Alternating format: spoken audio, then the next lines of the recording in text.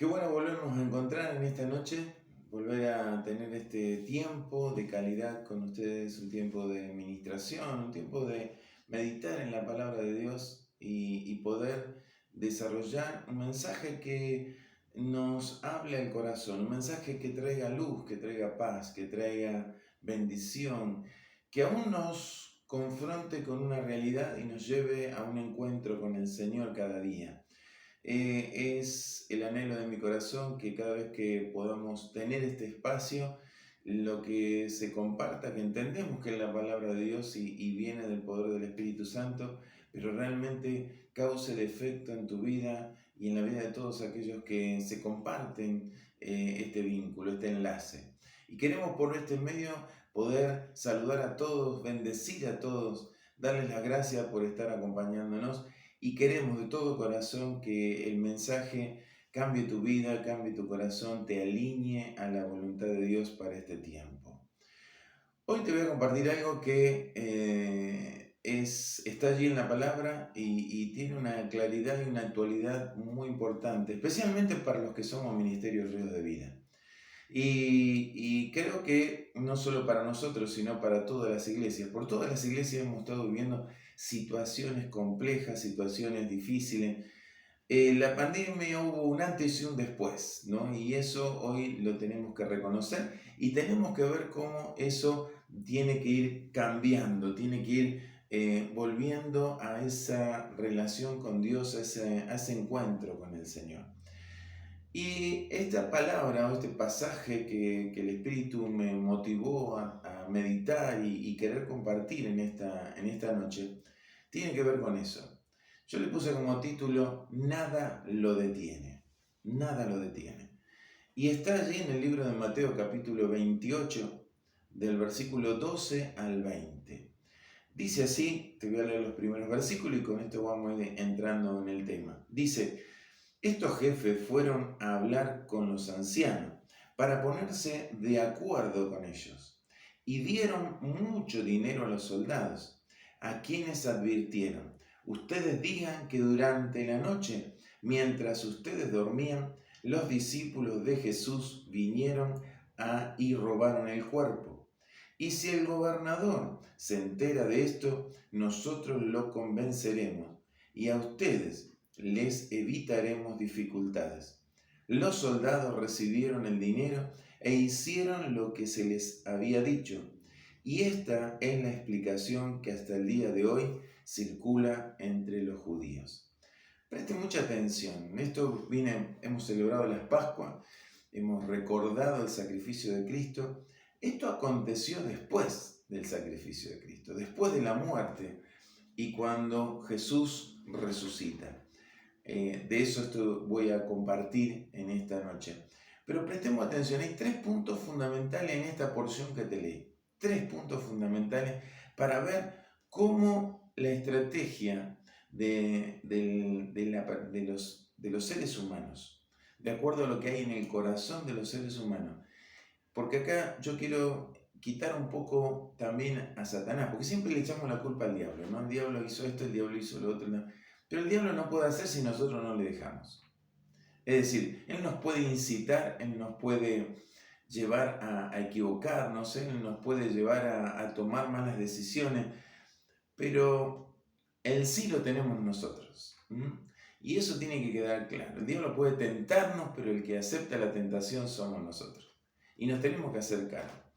Primer punto que yo veo acá está en ese versículo 12. Dice, y estos jefes, es decir, los jefes del templo, junto con los ancianos se pusieron de acuerdo. Y yo miraba esto y digo, ¿cuán fácil es ponerse de acuerdo cuando la carne está viva? Cuando la carne quiere hacer su voluntad, cuando la carne quiere hacer cosas que no están de acuerdo con Dios o no están dentro de la voluntad de Dios, cuán fácil es ponerse de acuerdo, ¿no?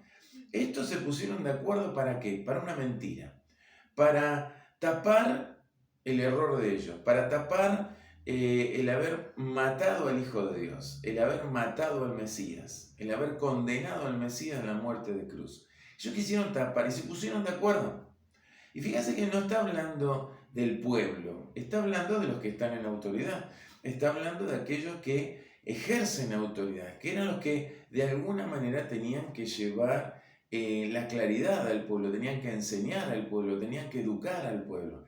Estos tramaron, se dieron cuenta que no pudieron detener a Dios, no pudieron tapar, no pudieron hacer que la obra de Dios se cumpliera, todo lo que los profetas habían anunciado se cumpliera. Ellos no pudieron detener la obra de Dios. Por eso dice el título, nada lo detiene.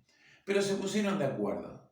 Se pusieron de acuerdo para seguir mintiendo, se pusieron de acuerdo para seguir avalando su hipocresía, su engaño, su manipulación. Se pusieron de acuerdo. Yo analizaba esto porque digo, cuán difícil se nos hace lo que estamos en la iglesia y estamos comprometidos y queremos transmitir la visión de la iglesia, cuán difícil se nos hace ponernos de acuerdo, ¿no? Queremos hacer una actividad dentro de la iglesia, ¿no? Y se convoca a la gente y está la gente ahí dispuesta para trabajar, ¿no? Pero qué difícil ponerse de acuerdo. Qué difícil porque uno tiene una idea, el otro tiene otra idea, el otro tiene otra idea y todos plantamos ideas y nos es difícil ponernos de acuerdo. Pero cuando la carne fluye, cuando la voluntad del hombre quiere ejercer poder, qué fácil se ponen de acuerdo. Fácil porque, claro, ahí encuentra la pista el enemigo para hacer la suya. Por eso digo, el diablo está, él nos tienta, él nos provoca, él nos insta a cometer errores, pero el problema está en nosotros. El problema está en nosotros cuando nosotros nos salimos de la voluntad de Dios, cuando nosotros caminamos nuestros deseos, nuestros placeres, nuestro propósito. Nos creemos que tenemos claro todas las cosas o determinamos cosas, pero estamos esperando que Dios avale esas cosas, pero no le preguntamos a Él, no estamos en la voluntad de Él. Entonces el acuerdo es mucho más sencillo. ¿Por qué? Y porque la carne está al rojo vivo, está ahí latente, está dispuesta a hacer lo que quería hacer y el diablo apoya, no tenemos un contra. Cuando estamos en el espíritu, cuando queremos hacer la voluntad de Dios, y ahí se levanta el enemigo a querer poner tropiezo, dificultades, a querer detener la obra de Dios. Por eso cuesta el acuerdo, pero cuando está en la carne, el enemigo encuentra el panorama claro, justo para hacer destruir, derribar, como dice la palabra. Él vino a matar, hurtar y destruir a los hijos de Dios. Y especialmente quiere detener la obra de Dios. En este caso quería seguir deteniendo la obra de Dios, seguir mostrando que Jesús no era el Hijo de Dios, que Jesús no era el Mesías.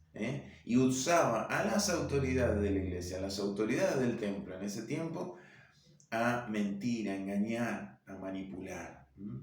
Fíjese el segundo punto. Dice ahí que no solo se pusieron de acuerdo, sino que hicieron esto. Dice, para ponerse de acuerdo con ellos. Y dieron mucho dinero a los soldados. Le dieron mucho dinero a los soldados. Nosotros vivimos en un país que la corrupción es un tema, ¿o no? Argentina tiene un tema, ¿no? Si nos midieran por corrupción estaríamos al horno con papa. Pero bueno, lamentablemente esto es así. Pero también así era en el pueblo. Dios en muchas oportunidades a través de sus profetas denuncia la corrupción, denuncia el engaño. Acusa a los sacerdotes de manejar las cosas o a los reyes de manejar las cosas por corrupción, por inmoralidad, por el amiguismo. Echando por tierra la justicia y la verdad y dando el beneficio a quienes mentían, a los quienes engañaban, a los quienes manipulaban las cosas, yendo en contra de la justicia. Dios lo denuncia en un montón de veces y de tiempo dentro del pueblo. Acá vuelve a hacer la misma denuncia, vuelve a confrontar esta situación de corrupción. Cuando nosotros permitimos la negociación, cuando nosotros permitimos el manipular las cosas por conveniencia, ¿no? Esto es como cuando vas en la ruta y estás en infracción, ¿no? Y te para justo vialidad, ¿no? Y uno trata de zafar de la situación, ¿no? Y bueno, pero era más barato entregarle unas monedas al de vialidad que pagar la multa, ¿no? Y nos creemos tan vivos con eso. Pero claramente la Biblia denuncia que eso es pecado, que eso es corrupción, que eso no agrada a Dios. Y todos sabemos que el pecado nos aparta de Dios. Entonces, para vos podría haber sido un beneficio haber zafado de esa multa, pero ¿qué quedó en tu corazón? ¿Qué hay en tu corazón? Y más, si vas con tu familia y vas con tus hijos en el auto, ¿qué le enseñaste a tu familia? ¿Qué le enseñaste a tus hijos? Agarrar los atajos de la vida, ¿no? No enfrentar las situaciones. Yo estaba en falta, por eso me multan, me tengo que hacer cargo, porque yo estaba en falta. Yo sabía que salir a la ruta en esas condiciones era un riesgo. Pero, como quiero agarrar el atajo, qué sencillo que es el meter la mano en el bolsillo y negociar, ¿no? Así pasa muchas veces cuando queremos hacer nuestra voluntad. Somos descubiertos, ¿no?, en ese acuerdo hecho en la carne y queremos seguir tapando las cosas, aún si es necesario con el dinero. Cuán fácil es meter la mano en el bolsillo para tapar un error, pero cuán difícil es meter la mano en el bolsillo para ofrendar a Dios, para dar a Dios, para agradecer a Dios, ¿no?, para sembrar en su casa. Son cosas que tenemos que evaluar, porque son cosas que para nosotros al vivir en esta condición, muchas veces las cosas que suceden, cuando hablo del mundo hablo del sistema, ¿no? Y en el mundo este sistema funciona en todos los niveles, no solo acá en nuestro país, sino en todo el mundo. Hoy está a la vista como en países muy desarrollados y que se creían muy íntegros, ¿no?, y que nos enseñaban de que ellos eran perfectos, nos hemos dado cuenta que hay mucha corrupción, hay mucha inmoralidad, hay mucho engaño, hay mucha manipulación. Entonces no es solamente en nuestro país, es a nivel mundial esto, porque es el sistema del mundo. Ahora, cuando ese sistema del mundo se mete en la iglesia, y no se mete en la iglesia porque se mete por una ventana, entra por nosotros. Nosotros traemos el sistema del mundo a la iglesia. Vos y yo somos iglesia, y si nosotros permitimos estas cosas en nuestra vida, traemos el sistema del mundo a la iglesia. Y ahí es donde todo se corrompe, ahí es donde todo pierde el sentido a lo que Dios quería hacer, a lo que Dios pensaba hacer, a lo que Dios quería o tenía como objetivo para la iglesia, para este gran tiempo de avivamiento. Entonces vemos acá que las autoridades de la iglesia, que sabían que la corrupción Dios la había condenado, que sabía que esto no le agradaba a Dios, no le importó usar sus propios recursos o aún los recursos del templo para negociar la mentira, para tapar la mentira con dinero, comprando la voluntad del hombre. Sabían que los soldados tenían este problema. Fíjense que cuando vemos allí en el capítulo 2 de Juan, si no me equivoco, habla allí que se le presentan unos soldados a Juan el Bautista y le dice, ¿qué debemos hacer para seguir a Dios? Y él le dice, conténtense con su sueldo, no extorsionen a nadie, no acepten corrupción, no acepten soborno, no ejerzan, porque ustedes tienen autoridad, ejerzan autoridad para quitarle el dinero.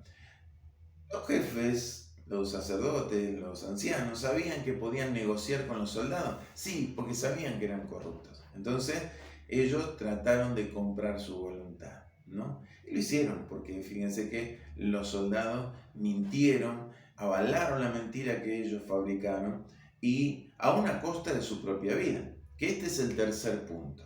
Fíjese lo que le dicen ellos, dice, versículo 14. Y si el gobernador se entera de esto, nosotros le convenceremos a ustedes y les evitaremos dificultades. Es decir, ellos sabían que al quedarse dormido en una guardia, habían fallado a su compromiso como soldados y habían dejado mal a su autoridad. Es decir, ellos corrían el riesgo de vida, podían haber sido ejecutados por Pilatos, podía haber sido ejecutados por ellos o castigados severamente por lo que hicieron.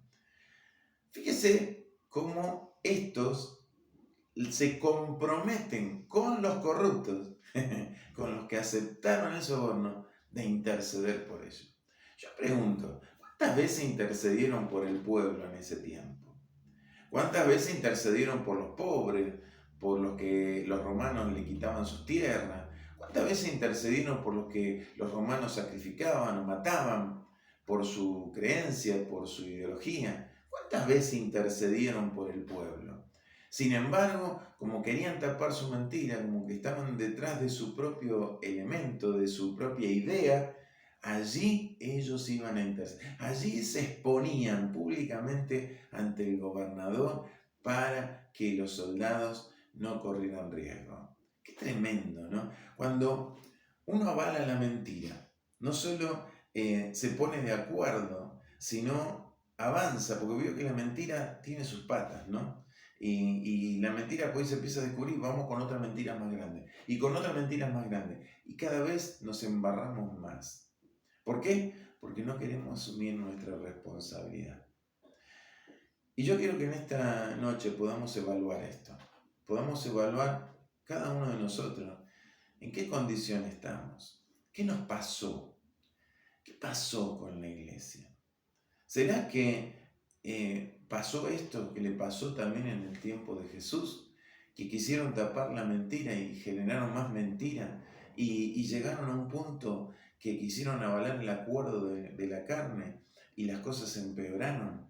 Y cada vez nos metemos más en el engaño, nos metemos más en el pecado y estamos pagando las consecuencias de esas decisiones. Permanecer en la necedad, permanecer en el criterio, en lo que yo pensé, quedarme en ese pensamiento, no me está trayendo ni salvación, ni perdón, ni restauración, ni vida nueva, ni un despertar espiritual. ¿Será que a lo mejor lo que me está pasando es porque yo seguía avalando ese pensamiento mío que es en la carne y por no reconocer, por no darme cuenta de que me equivoqué, sigo estando en una mala condición? Porque a veces podemos decirle, bueno, yo ya me arrepentí, ya le pedí perdón a Dios, pero en realidad no alcanza con orar a Dios y pedir perdón. La Biblia dice que tenemos que restaurar lo que hicimos mal. Entonces, no es solamente, bueno, me equivoqué, Señor, te pido perdón. A ver, dañaste a gente, perjudicaste a gente, hiciste mal las cosas, hay que restaurar. Hay que restaurar. Entonces, yo creo que nosotros nos olvidamos, vamos ¿cómo te dije? Al atajo, ¿no? Vamos, bueno, yo oro a Dios, le pido perdón en mi intimidad, a solas, sin que nadie se entere, ¿no? Arreglo las cosas con el Señor, pero el daño se hizo, se afectó a gente, se dañó a personas. Entonces eso no pasa desapercibido. Entonces no podemos pretender que funcione el arrepentimiento y el perdón cuando no restauramos, cuando no hicimos la restitución. Así fue cuando Dios confrontó al cobrador de impuestos y él mismo, confrontado con la palabra, confrontado con este mensaje que traía Jesús a su vida, él le dice, si he dañado a alguien, si he defraudado a alguien, 4 veces le devolveré lo que le defraudé. Restaurar. No podemos arreglar las cosas solamente con pedir perdón. Hay que restaurar. Hay que hacerse cargo. Somos hombres y mujeres de Dios. Somos hombres y mujeres que conocemos a Dios. Que conocemos lo que está bien y lo que está mal. Y si hemos hecho algo mal, y si hemos dañado a alguien con nuestra mala actitud, con nuestro mal proceder, con nuestra mala decisión, tenemos que restaurar. Y no estaba previsto esto de la restauración, pero el Espíritu Santo me está llevando a este punto. Porque claramente nosotros la hacemos fácil, ¿no? Bueno, ya le pedí perdón a Dios, ya arreglé esto, ya fui y le pedí perdón a fulano de tal. Pero, a ver, ¿reconociste el error? ¿Te diste cuenta?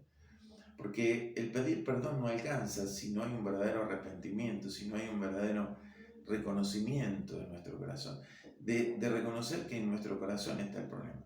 Jesús enseñó claramente y dijo, de la abundancia del corazón habla la boca. Y esto tenía que ver cuando los fariseos le decían a Jesús, ¿cómo tus discípulos comen con las manos sucias? No guardaban el proceder de comer los alimentos lavándose primero las manos. Y él le dice, muchachos, lo que entra por la boca va a la letrina. El problema es lo que hay en el corazón. Y muchas veces somos de lavarnos las manos, de acomodar las cosas, colamos el mosquito, pero nos tragamos el camello, ¿no? Otras cosas que dijo Jesús, somos muy lindos, nos presentamos muy lindos por fuera, pero adentro, Él nos dijo, ustedes son sepulcros blanqueados. Por fuera están muy lindos, muy adornados, pero por dentro olemos a muerto, estamos podridos.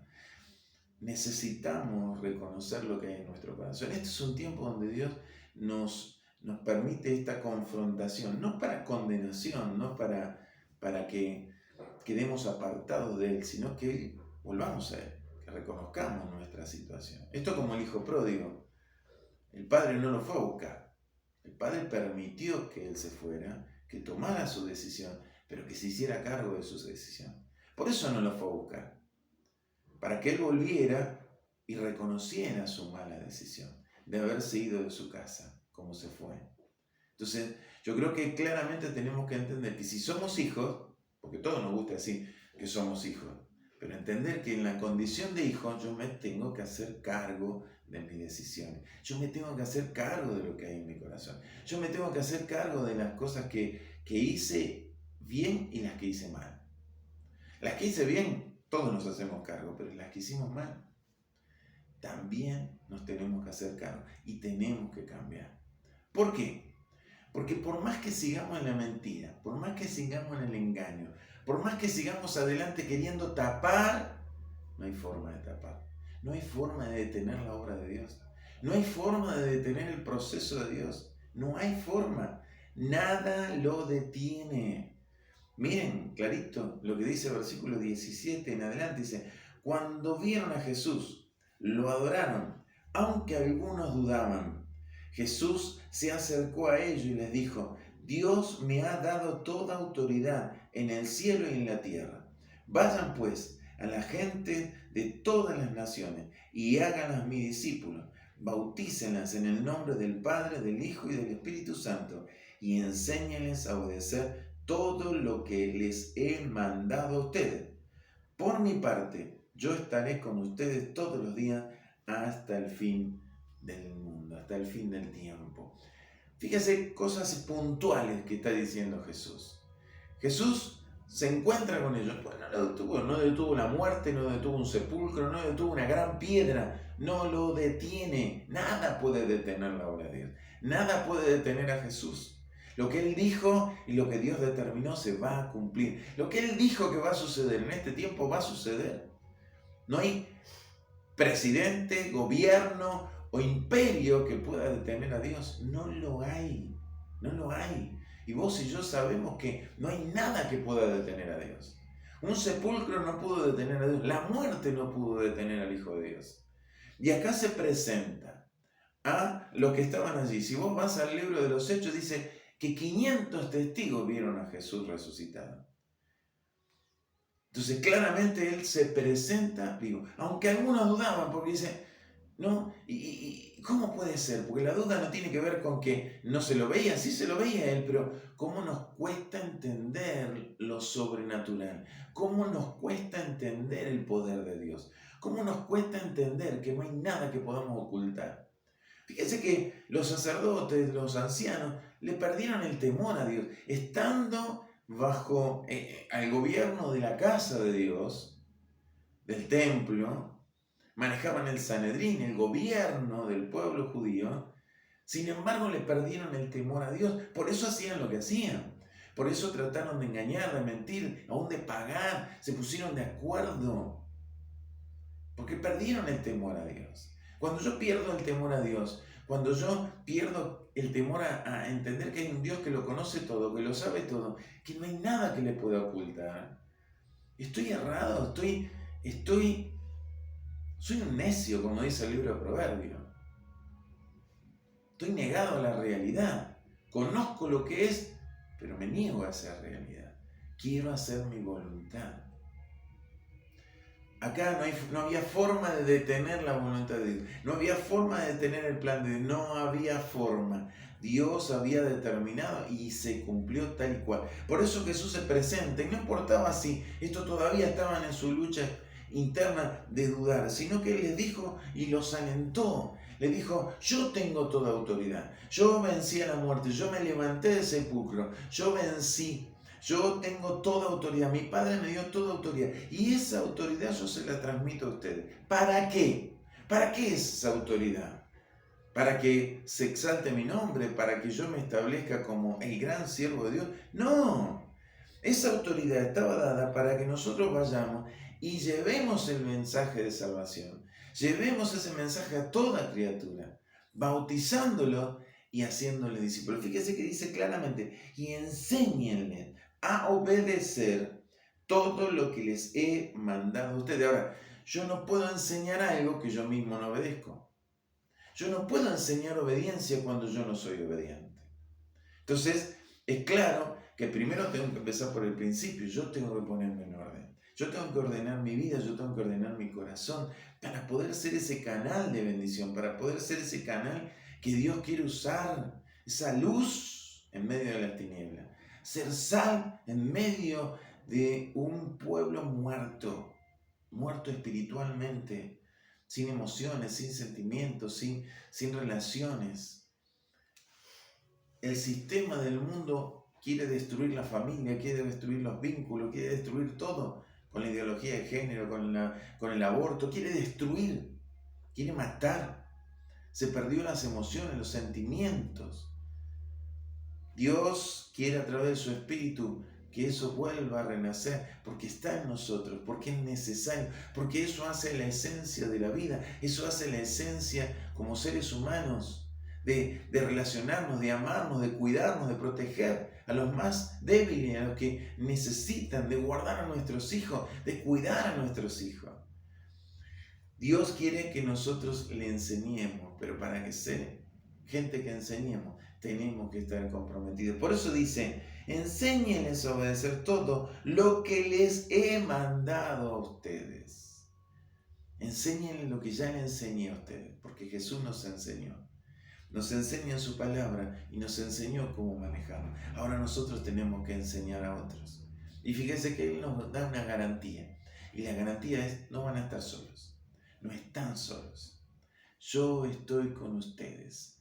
Él está con nosotros. Amados, si hoy estamos de pie es porque Él está con nosotros. Si hoy podemos dar gozo y alegría a la vida es porque Dios nos guardó y está con nosotros.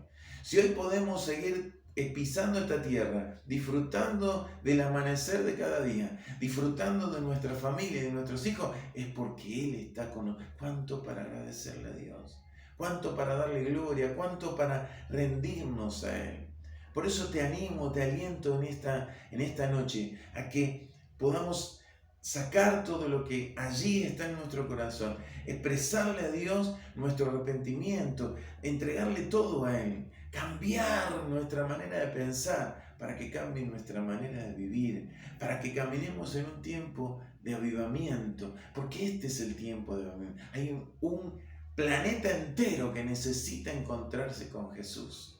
Hay humanidades, regiones, países, ciudadanos de distintas regiones, de distintos países, de distintos idiomas, que necesitan encontrarse con Jesús. Y vos y yo somos esos mensajeros. Vos y yo somos aquellos que llevamos esa luz, esa esperanza, ese Espíritu de Dios, que convence de pecado, justicia y juicio, y que nos lleva a un encuentro con Dios. Te animo, te aliento a que despertemos, a que nos despojemos de toda carnalidad, nos despojemos de todo pensamiento equivocado, que nos volvamos a la esencia de la verdad, a la esencia del amor, a la esencia del perdón, de la misericordia, de la piedad, y podamos ser canales de bendición, hombres y mujeres que podamos avanzar hacia la conquista, no siendo perfectos, porque no somos perfectos, y Dios no busca perfección. Dios busca un corazón rendido, un corazón contrito y humillado. Él no rechaza, dice su palabra. Así que te animo, te aliento a que podamos en esta noche rendirnos a Él, entregarnos a Él, despojarnos de toda carnalidad, despojarnos de todo pensamiento humano, de todo razonamiento humano y meternos en la voluntad de Dios, establecer en nuestro corazón la voluntad de Dios, su palabra, el propósito de Dios para tu vida se va a cumplir porque nada lo detiene, nada lo detiene. Ahora, si vos no tomás esto por propia voluntad, vas a andar a los tumbos, vas a andar errado. Así dice el final, la conclusión del libro de Oseas. Oseas 14:9 dice, los caminos del Señor son rectos, los justos andarán en ellos, mas los rebeldes tropezarán. Despertate, levantate, sacudí el polvo, aliñate a la voluntad de Dios, abrazate al propósito de Dios. Dios es un Dios de oportunidades y Él nos está dando una nueva oportunidad, no solo de cambiar nosotros, no solo de ser bendecidos y de ser guardados y de ser de bendición para muchos, sino para que cada uno de nosotros seamos luz en medio de tanta tiniebla, porque Dios quiere rescatar a un planeta que lo necesita, a un mundo, a seres que viven en este planeta, que necesitan encontrarse con Dios. ¿Cuál va a ser tu decisión? Porque lo que Dios determinó se va a cumplir. Nada lo detiene.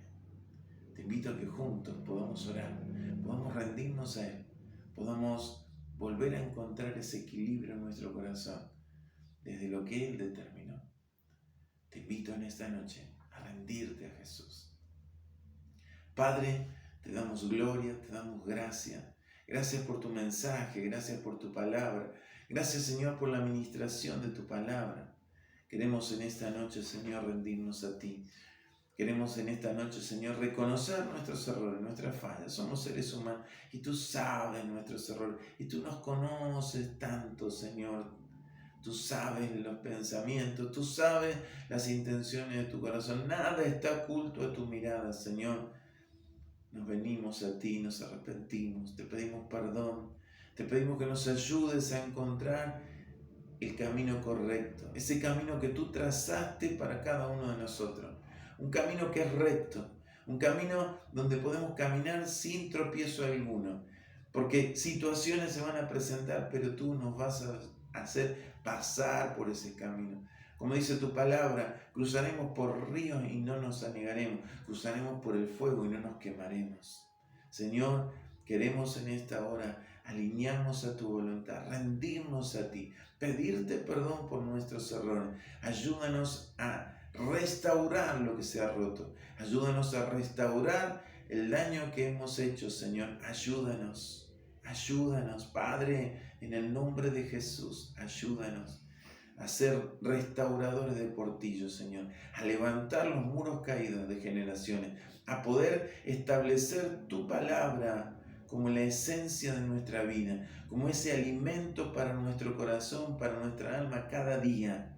Como dice tu palabra, no solo de pan vivirá el hombre, sino de toda palabra que sale de la boca de Dios. Y esta es tu palabra, Señor, que sea un alimento sólido, un alimento nutriente fundamental para nuestra alma y para nuestro corazón, para que nuestro corazón se sane, para que nuestro corazón se restablezca, para que nuestro corazón sea limpio, purificado y santificado por la sangre de Jesucristo. Y de nuestro corazón fluya tu palabra, fluya ese mensaje de perdón, de misericordia, de salvación, de amor unos con otros. Señor, te amamos, te bendecimos, te damos toda gloria y toda honra a ti, en el nombre de Jesús. Amén y amén. Que el Señor ministre tu vida, que el Señor siga hablando a tu corazón, que juntos, no importa en el lugar que te toque estar, juntos como una sola iglesia, como un solo cuerpo, como un solo reino, establezcamos la voluntad de Dios en la vida y en los corazones de los que hoy necesitan encontrarse con Él. Te doy un gran abrazo y que el Señor siga obrando en tu vida y en tu familia. Muchas bendiciones.